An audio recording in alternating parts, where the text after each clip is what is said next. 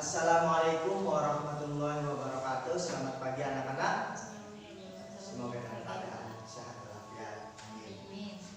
Sebelum kita mulai pelajaran hari ini, siapa untuk ketua kelas 9? Nah, ya silakan pimpin doa sebelum belajar.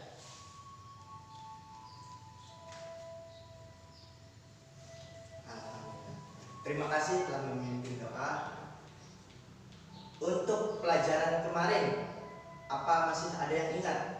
Coba Bapak tes materi tentang qiraat. Apa pengertian dari qiraat? Coba.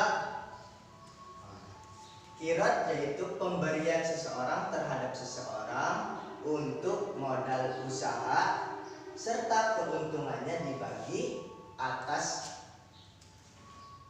kerjasama atau kesepakatan yang sebelumnya. Ya. Lanjut untuk materi hari ini yaitu tentang riba.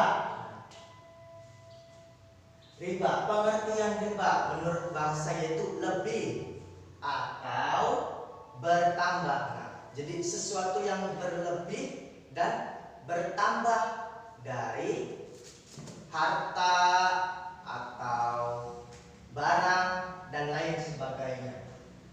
Sedangkan pengertian dari syarat yaitu tambahan pembayaran tanpa ada ganti atau imbalan yang berlebih bagi salah satu dari dua orang tersebut. Nah, jadi merugikan satu orang. Jadi riba itu menguntungkan satu orang dan merugikan satu orang lainnya. Begitu gampangnya. Untuk hukum riba yaitu hukum riba secara tegas dalam ajaran agama Islam yaitu haram karena merugikan orang lain. Dalam Al-Qur'an pun dijelaskan, A'udzubillahi minasyaitonirrajim. Bismillahirrahmanirrahim. Wa ahallallahu bai'a wa harrama riba. Dan Allah menghalalkan jual beli dan mengharamkan riba. Dan untuk macam-macamnya ini ada 4 ya. Nah, untuk yang pertama riba fadli. Nah, riba fadli ini sesuatu barang atau 1 kilogram beras diganti dengan 2 kilogram beras. Nah, itu contohnya. Nah, jadi tukar menukar dua buah barang yang sama jenisnya. Begitulah. Untuk riba dan untuk yang kedua riba fadli yaitu dalam utang piutang dengan syarat keuntungan dibagi atas bunga yang meminjamkannya. Jadi contohnya si Sulis meminjamkan uang 9.000 kepada Putri. Putri harus mengembalikan uangnya sebesar 9.500. Nah, untuk 500-nya ini yang disebut riba itu. Nah, lanjut riba ya. Bila meninggalkan tempat akad yang belum sepenuhnya sah. Nah, jadi contohnya seperti orang jual beras keliling. Nah, jadi orangnya itu belum menimbang, jadi beli beras 1 kilo. Nah, si pembeli belum tahu itu tuh 1 kilo kurang atau 1 kilo lebih. Nah, dan si pembeli belum serah terima amanat dengan sang penjual, tetapi sang penjual langsung pergi meninggalkan setelah pembeli itu pergi. Itu. Nah, untuk yang terakhir riba nasi'ah yaitu riba yang terjadi karena adanya tambahan pembayaran hutang. Riba nasi'ah ini hampir sama dengan riba fadli. Nah, sedangkan riba nasi'ah ini telah jatuh tempo tempo. Jadi sudah ada waktu yang ditetapkan, tetapi si peminjam lupa akan membayar. Lalu si pemberi pinjaman memberikan jenjang waktu. Jika tanggal sekian belum, maka harus ditambah beberapa persen. Ini untuk riba nasiah. Nah, lanjut, supaya tukar menukar barang atau dagangan atau yang sejenisnya itu tidak terjadi adanya riba, harus ada 3 unsur. Yang pertama, tukar menukar barang itu harus sama jenisnya. Yang kedua, timbangan dan takaran pun harus sama. Dan yang terakhir, serah terima pada saat itu juga. Jadi jangan meninggalkan tempat sebelum serah terima itu disahkan, atau sesama penjual saling ikhlas. Lanjut, yaitu bahaya riba. Bahaya riba itu ada 3. Yang pertama itu bahaya riba bagi jiwa manusia. Apa saja? Menumbuhkan sifat egois yang tidak peduli terhadap orang lain. Jadi akibat dari riba itu menumbuhkan sifat egois dan tidak peduli terhadap orang lain. Lanjut, ada menghilangkan perasaan cinta dan kebajikan serta perasaan sosial. Akibat dari sifat egois itu sendiri, maka dia tidak mempunyai sifat kebajikan. Lanjut, ada haus akan harta dan menimbunnya. Jadi orang yang riba itu haus akan harta dan tidak mau bekerja keras. Dia hanya ingin memeras dari apa yang telah dia pinjamkan. Sampai sini ada yang mau ditanyakan? Ada yang belum dipahami? Atau ada yang masih mengganjal di hati? Silahkan ditanyakan. Oke? Paham semua? Nah, Bapak lanjut.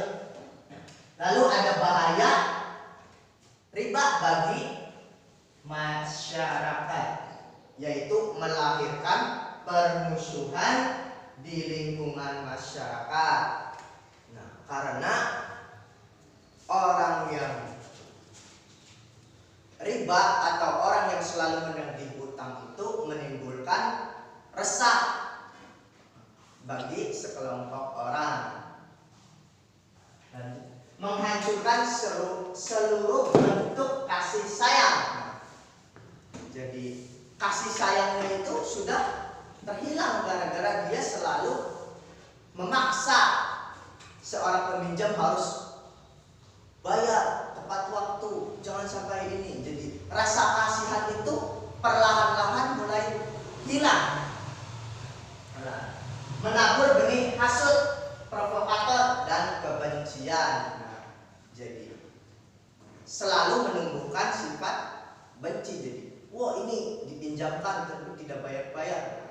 Jadi semua sifat kejelekan akan timbul akibat dari riba. Dan yang terakhir yaitu bahaya terhadap ekonomi. Untuk tingkat ekonomi yaitu ada tingkat elit. Tingkat elit itu yang bergelimangan harta dan kemewahan serta kesenangan lewat kesengsaraan orang lain itu sendiri. Jadi dari tingkat elit dia bermewah-mewah dari jerih payah orang yang dia pinjami uang. Lanjut. Untuk tingkat miskinnya, dia hidup dalam penderitaan dan kekurangan karena selalu ditindas dan selalu ditagih. Selalu ada bayaran berlebih. Paham? Bapak lanjutkan. Untuk menghindari kegiatan riba, syarat-syarat jual beli agar tidak menjadi riba. Tadi seperti yang dijelaskan di sini ya. Menjual sesuatu yang sejenis ada 3. Yang sejenis dan 3 macam. Yang pertama, sama jumlah timbangan dan banyaknya. Nah, jadi agar tidak saling cekcok. Buah, misalnya buah. Nah, tukar pengen buah ini sama buah ini. Nah, tapi harus sama timbangannya. 1 kilo dengan 1 kilo, jangan kurang gitu. Lanjut, dilakukan secara tunai. Nah, langsung di tempat itu juga dilaksanakan. Jangan mau tukeran. Contoh, saya mau tukar buku nih. Buku saya kayak gini. Saya suka buku kamu. Nah, saya ambil dulu buku kamu, nanti buku saya ntar kasihin. Nah, jangan seperti itu. Langsung pada saat itu juga. Dan yang terakhir itu akad. Nah, jadi harus ada ijab kabul antara satu dengan yang lainnya. Nah, jadi serah terima ini adalah yang paling sakral. Lalu menjual sesuatu yang berlainan jenis ada 2 syarat. Yang pertama berlawanan sesama jenis. Nah, dan yang sekarang itu berlawanan jenis. Ada 2. Yang pertama itu harus tunai, sama. Jadi harus di tempat itu juga harus selesai. Dan yang kedua yaitu ijab kabul. Jadi satu dengan yang lainnya itu harus kompak, harus sama, harus sependapat. Dan untuk yang terakhir, hikmah diharamkannya riba itu terhindar dari sifat serakah, tamak terhadap harta. Nah, jadi karena diharamkannya riba itu kita menjadi tidak tamak terhadap harta. Nah, lalu ada mencegah munculnya mental pemboros dan tidak mau bekerja. Kenapa mental pemboros dan tidak mau bekerja? Karena orang yang melakukan pekerjaan riba, contohnya meminjamkan uang, dia mengambil bunga 50% dari utang itu. Nah, jadi dia berpikir, wah saya masih mending tinggal di rumah meminjamkan uang saja, dapat 50%. Nah, ini untungnya diharapkannya riba.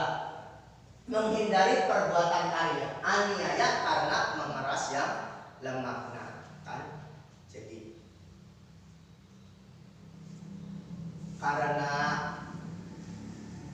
orang yang meminjam itu meminjamkan uang pasti akan selalu menagih hutangnya apabila orang itu memiliki sifat tamak.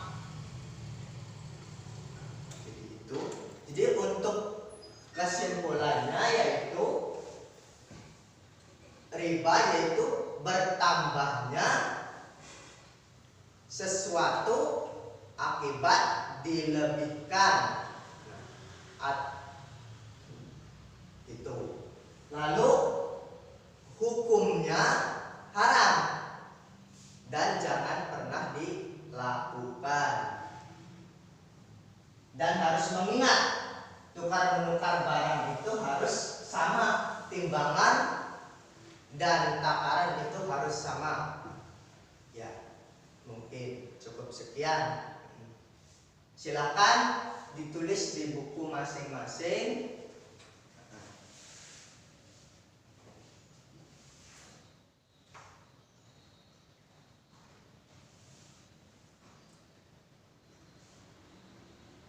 Ya, terima kasih. Masih ada yang ingin ditanyakan? Tidak ada? Ya, Bapak cukupkan di sini. Akhirul kalam. Wassalamualaikum